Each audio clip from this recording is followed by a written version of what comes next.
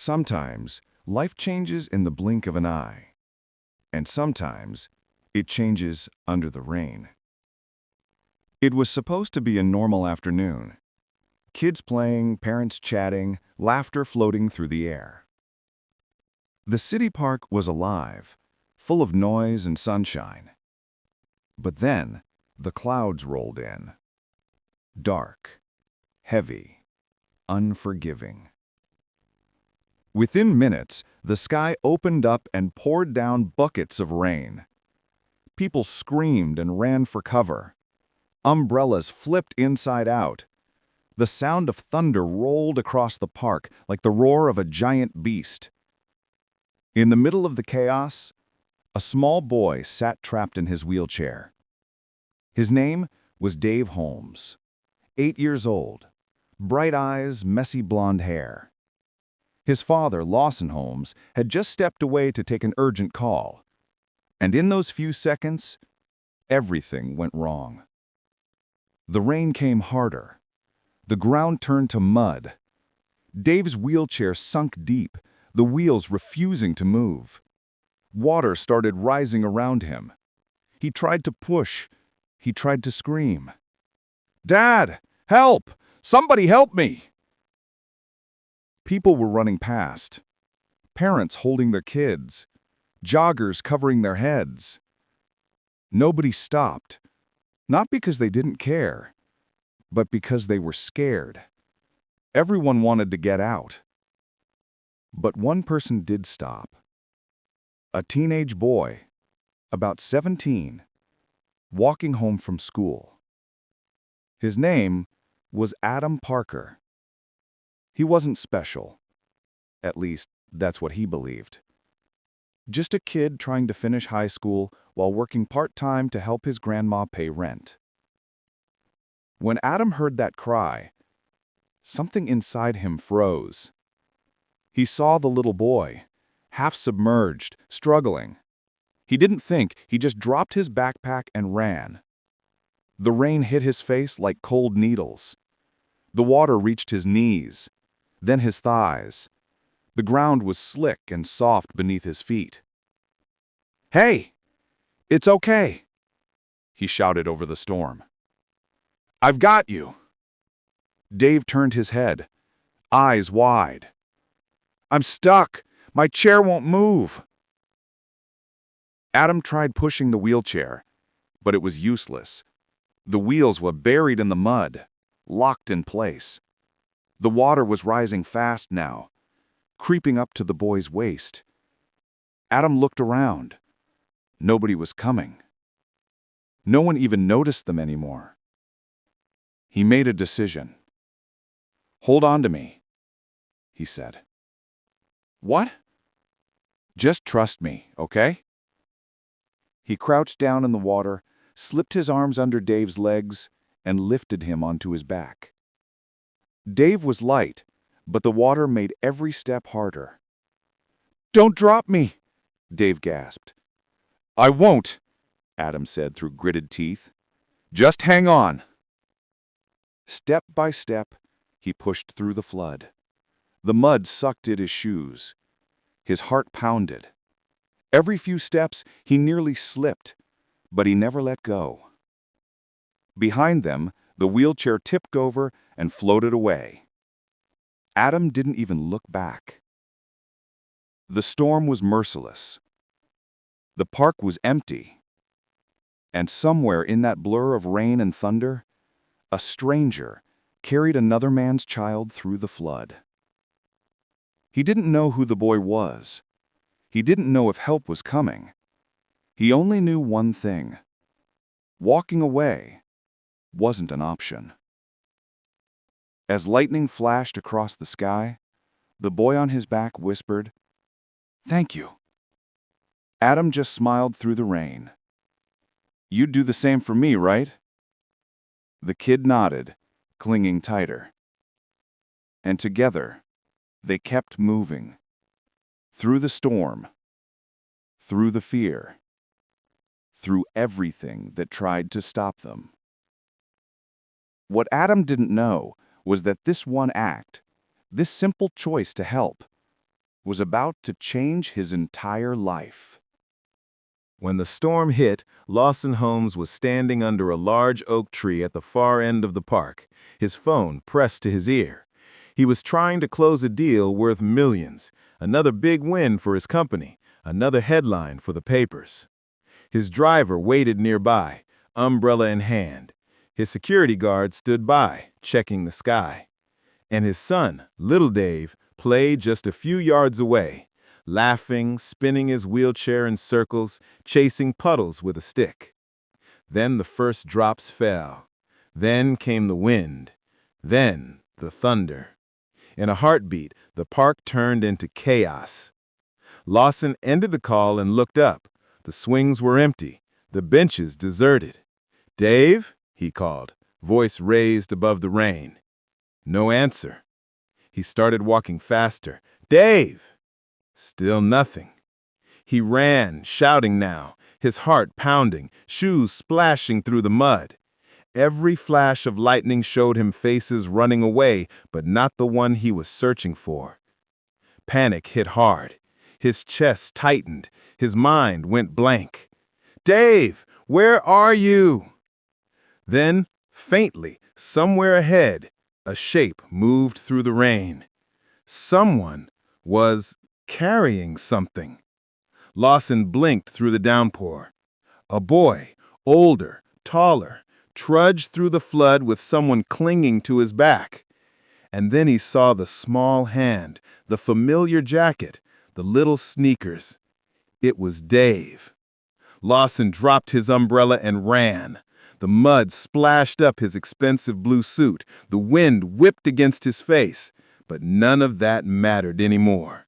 "Dave!" he shouted. The teenager turned, startled, his face streaked with rain and mud. Lawson reached them just as the boy knelt under the giant oak tree, gently lowering Dave to the ground. The businessman dropped to his knees beside his son. "Dave, are you okay?" Dave's voice trembled. "Dad, I thought you couldn't find me." Lawson's throat closed up. He hugged his son tightly. "I'll always find you, always." When he finally looked up, he saw the boy who had saved his child. The kid was soaked to the bone. His school uniform clung to his skin. His lips were pale from the cold. But his eyes, calm, steady, met Lawson's without fear. "Did you carry him all the way here?" Lawson asked. The boy nodded. "The chair got stuck. The water was getting higher. I couldn't just leave him there." Lawson stared at him, speechless for a moment. People didn't usually talk to him that way, direct, unshaken, without fear or flattery. He was used to being called Sir, Mr. Holmes, the billionaire, the boss. But right now, he felt like none of that mattered. He was just a father, and this boy, this stranger, had saved his world. "What's your name?" Lawson asked quietly. "Adam," the boy said. "Adam," Lawson repeated, memorizing it. "You saved my son." Adam shrugged, wiping rain from his face. "Anyone would have done it." Lawson smiled faintly, almost sadly. "You'd be surprised how many wouldn't." For a moment, neither spoke. The rain softened, dripping gently through the branches of the old oak tree above them. Dave looked up. "Dad, he's a hero." Adam laughed nervously. "Nah, I just got lucky." But Lawson saw something deeper. Not luck, not chance, but courage. Quiet courage. The kind the world rarely notices. He took off his jacket and draped it over Adam's shoulders. "You'll catch a cold, son." "I'm fine, sir," Adam said, but his teeth chattered as he spoke. Just then, paramedics arrived, called in by bystanders who had seen the chaos. They checked on Dave, who was cold but unharmed. When Adam stood to leave, Lawson reached for him. "Wait, I owe you something. Please, at least let me thank you properly." Adam shook his head. "You don't owe me anything. I'm just glad he's okay." Lawson frowned. He was a man who'd built skyscrapers, bought companies, and signed million-dollar checks without blinking. But this one boy's humility left him completely still. "So, at least tell me where you live," Lawson said. "So I can—" Adam smiled, cutting him off. "Sir, you don't need to, really." He picked up his soaked backpack, slung it over his shoulder, and started walking away, through the mud, through the rain, disappearing into the gray. Lawson watched him go, this ordinary kid who had done something extraordinary. And for the first time in a long time, he felt something he hadn't felt in years: gratitude. He looked down at Dave, who was holding on to his hand. "Dad, he didn't even know us, but he helped anyway." Lawson nodded slowly, his voice quiet. "Yes, son, and that's something money can't buy." As they sat beneath that old oak tree, soaked and shivering, one thing became clear. The storm had taken a lot from people that day, but it had also given something back. It had shown a billionaire what true wealth really looked like. The storm had begun to quiet, but the park was still soaked in silence. The rain didn't roar anymore. It whispered, dripping gently from the branches of a massive oak tree that had stood there for over 100 years. And right beneath that tree, 3 people caught their breath. Lawson Holmes, billionaire, father, a man used to boardrooms and bright city lights, sat on the wet ground, his expensive suit ruined. Beside him, his little boy, Dave, still shivering, wrapped in a blanket a paramedic had given him. And across from them, Adam, the teenage boy who had carried Dave through the storm, sitting quietly, staring at the puddles. For a moment, nobody said a word. The world around them felt different, like time had stopped just long enough for gratitude to settle in. Lawson broke the silence first. "You really carried him all that way?" Adam nodded. "It wasn't that far." Dave looked up, shaking his head. "It was far, and it was scary. I thought we'd both fall." Adam smiled a little. "You held on tight, buddy. You did great." Lawson studied the boy, not just what he said, but how he said it. Calm, humble, no pride, no show, just genuine kindness. For a man like Lawson, that kind of humility was unfamiliar. He had built his empire on confidence, on power, on control. He was used to people chasing his approval, bending over backward to earn his favor. But Adam didn't want anything. He hadn't asked for money, attention, or praise. He just wanted to make sure a scared little boy was safe. Lawson looked up at the tree above them, its roots deep, its branches wide, and for the first time in years, he felt small. Not in a bad way, but in the way that makes you remember you're just human. "Adam," Lawson said quietly, "why did you do it?" "Do what?" "Risk yourself like that. You could have been swept away." Adam shrugged. "I guess I just couldn't walk away." He paused, then added, "When you see someone in trouble, you don't wait to think about it. You just move. That's what my grandma always says." Lawson felt something stir inside him, a feeling he hadn't known in a long time. Respect. Dave reached out and tugged Adam's sleeve. "You're my hero," he said softly. Adam laughed awkwardly. "Nah, I'm no hero, kid." But the way Dave looked at him said otherwise. The paramedics soon confirmed that Dave was fine, cold and shaken, but unhurt. One of them suggested heading to the hospital just to be sure. Lawson agreed, but before they left, he turned back to Adam. "Listen," he said, "I need to thank you properly. Please, let me—" Adam shook his hand immediately. "You don't have to. I didn't do it for that." "Son," Lawson said, his voice firm but kind, "you saved my boy's life. You deserve more than just a thank you." "I'm serious," Adam said. "You don't owe me anything. I just did what anyone should have done." Lawson wanted to argue, but something about the boy's tone stopped him. It wasn't stubborn. It was pure, honest. He realized then that Adam wasn't refusing because of pride. He was refusing because he truly didn't believe he had done something special. Lawson extended his hand. "Then at least let me do this right. Thank you, Adam. From a father, thank you." Adam hesitated, then shook his hand. "Take care of him," Adam said, nodding at Dave. "I will," Lawson replied, his voice tight. As the paramedics helped Dave into the ambulance, Adam picked up his muddy backpack. He looked back once more, at the boy waving from the window, at the billionaire who stood silently watching him, and then he walked away, disappearing into the quiet rain.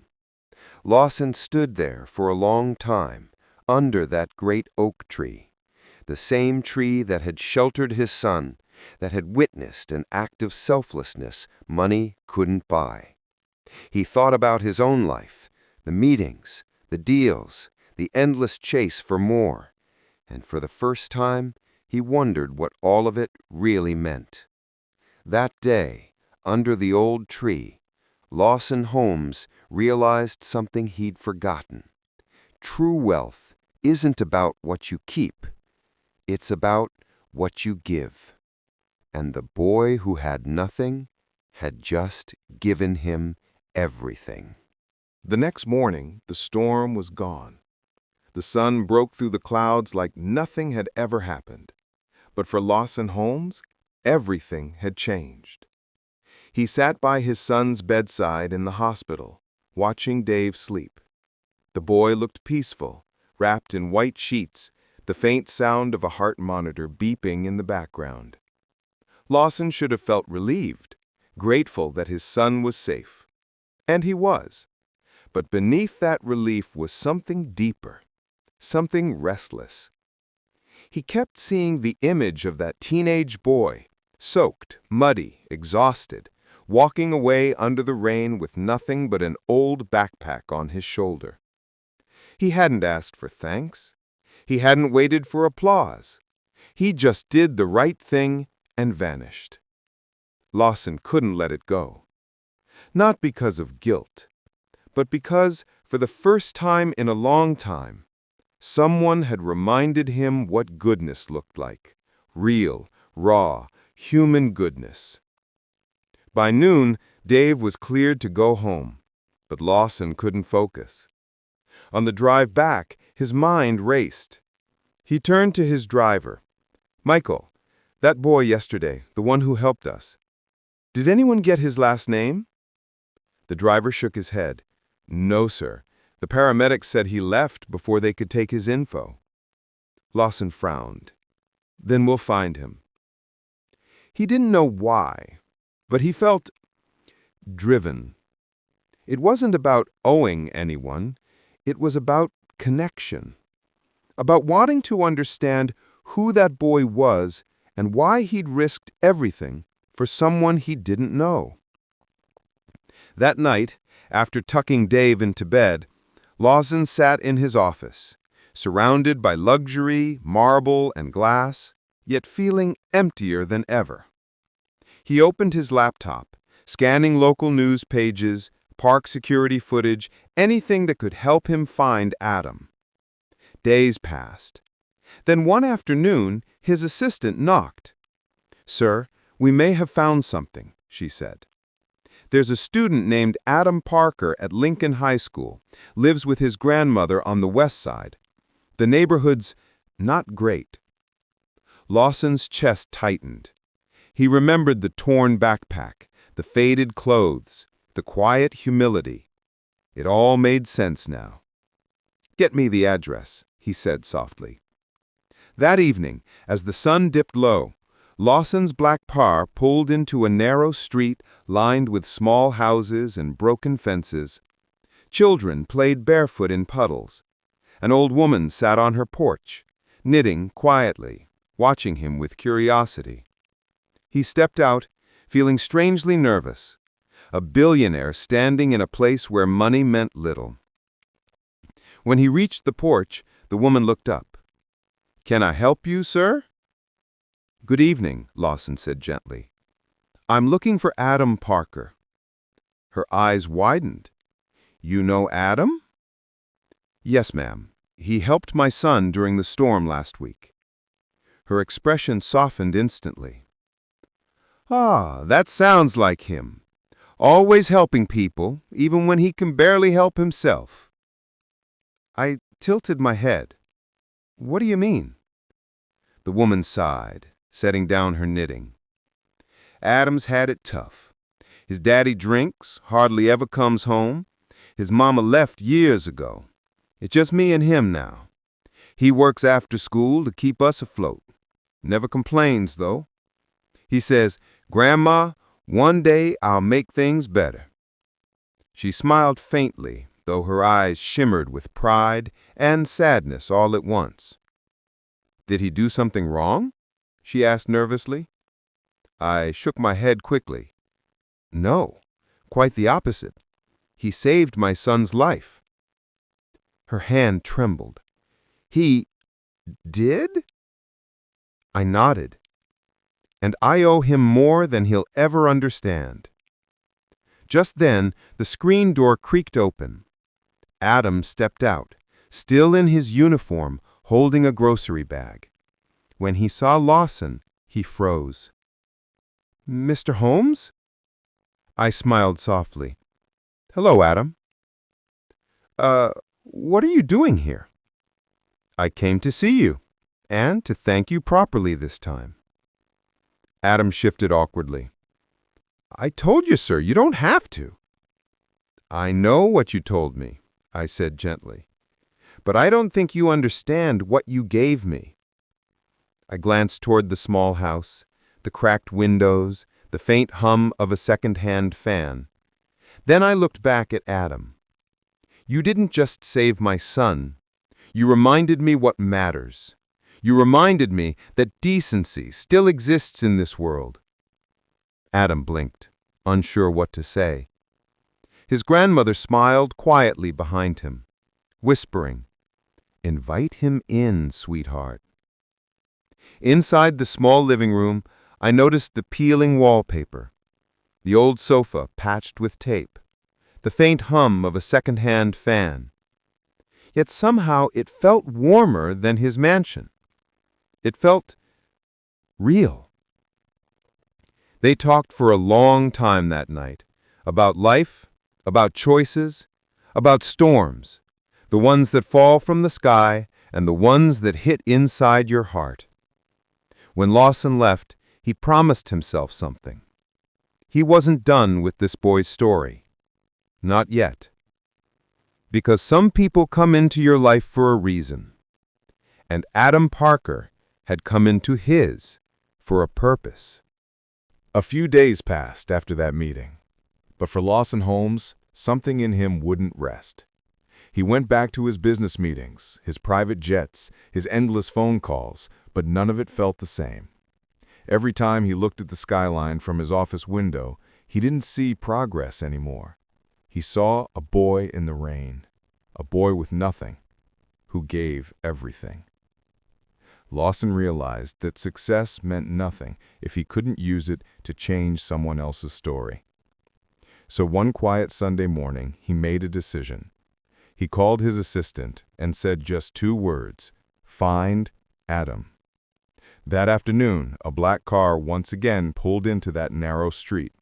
The same porch, the same cracked steps. This time, Lawson wasn't here to thank the boy. He was here to help him. Adam answered the door, surprised but polite. "Mr. Holmes, I thought we were good." Lawson smiled. "We are, but I wanted to talk. May I come in?" They sat in the small living room again, the old sofa, the photos on the wall, and the sound of the ticking clock in the background. Adam's grandmother brought them tea, her hands shaking just a little. "Adam, I learned a bit about your life. I hope you don't mind." Adam frowned slightly. "My life?" Lawson nodded. "Your grandmother told me you work after school to help with bills, that your father isn't around much, that your mom left, and still you keep going. You study, you take care of her, you do everything you can." Adam stared at the floor. I just do what I have to, sir. No, you do more than that. You do what's right, even when no one's watching. That's rare, Adam. Adam didn't know what to say. Compliments weren't something he heard often. Lawson took a breath. When my son told me what you did, he said something that stuck with me. He said, Dad, he didn't know me, but he helped me anyway. He paused, looking Adam in the eye. That kind of heart deserves a future. Adam frowned, confused. What do you mean? Lawson smiled gently. I want to sponsor you through school. High school, college, all of it. Tuition, supplies, living expenses, whatever it takes. You'll never have to worry about money again. For a moment, Adam didn't move. The ticking clock was the only sound in the room. Then, he laughed nervously, thinking it was a joke. Sir, that's too much. You don't have to do that. I know I don't have to, Lawson said. I want to. Adam shook his head. I can't accept something like that. It doesn't feel right. Lawson's expression softened. Adam, you carried my son through a flood. You gave him safety when I couldn't. There's no amount of money that could ever repay that. But this is something I can do. Let me. Adam's grandmother's eyes glistened. She covered her mouth, whispering, Oh, my boy. Adam looked between them, the old woman who had raised him and the man he had saved. He didn't know how to respond. His throat tightened, his chest ached. Nobody had ever offered him something like this before, not out of pity, but out of genuine gratitude. Finally, he said softly, Why me, sir? There are lots of kids out there who need help. Lawson smiled faintly. Because you didn't wait for help. You became it. The words hit deep. Adam lowered his head, wiping his eyes. Okay, he whispered, if you really mean it. Lawson stood, extending his hand. I've never meant anything more. Adam rose and shook it. His hand trembled, but his heart felt lighter than it had in years. Lawson turned to the grandmother.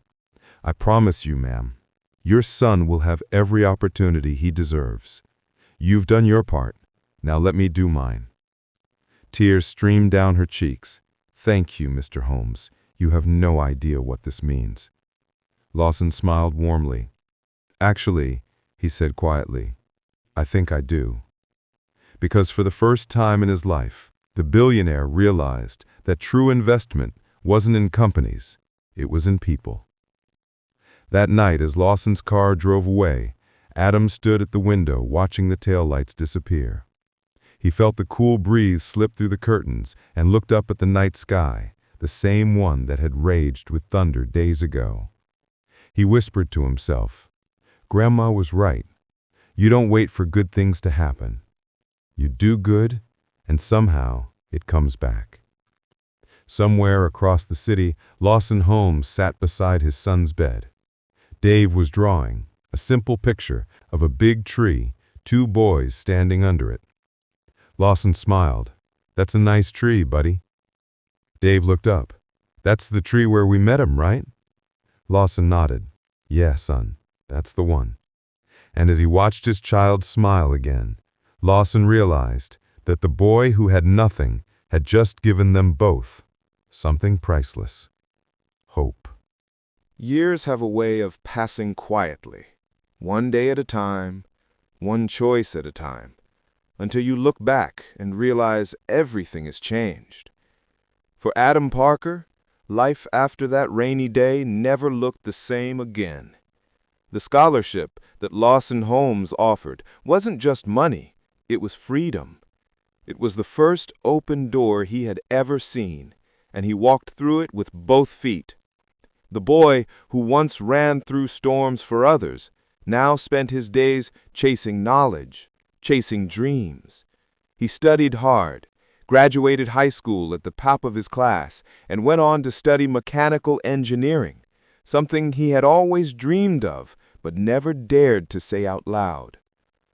Lawson kept his promise. He didn't just pay the bills, he showed up. He came to Adam's school events, invited him to dinners, even introduced him to mentors who helped him see the world in new ways. And somewhere along the way, they stopped being the billionaire and the boy.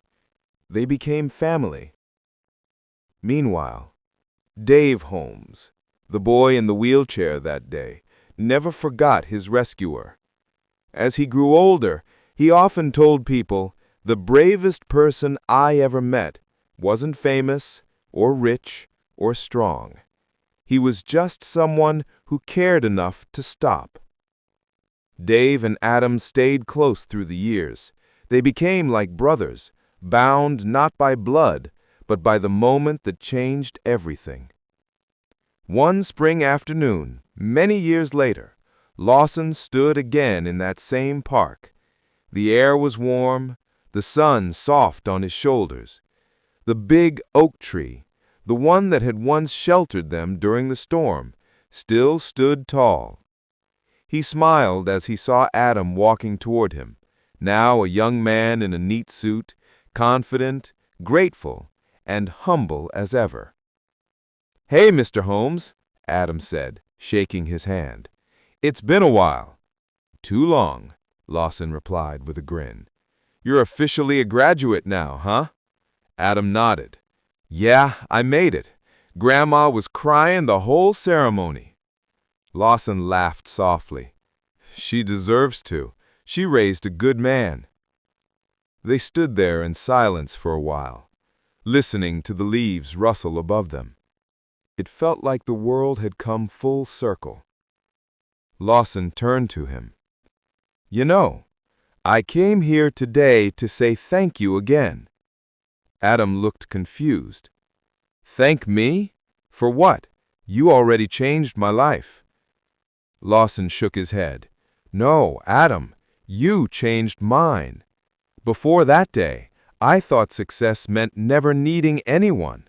But you showed me that the greatest success is being there for someone else." Adam smiled faintly. "Guess we both learned something that day." As they spoke, a gentle breeze passed through, carrying laughter from children playing nearby. Lawson watched them, carefree, happy, and his gaze softened. "You remember when you refused the reward?" Lawson asked. Adam chuckled. "Yeah, guess I wasn't thinking straight." Lawson smiled. "No, you were thinking with your heart, and that's why I still want to do something for you." Adam frowned. "Sir, you've already done too much." Lawson shook his head. "This isn't charity, Adam. It's gratitude." He took a slow breath. "I looked into your past when we first met.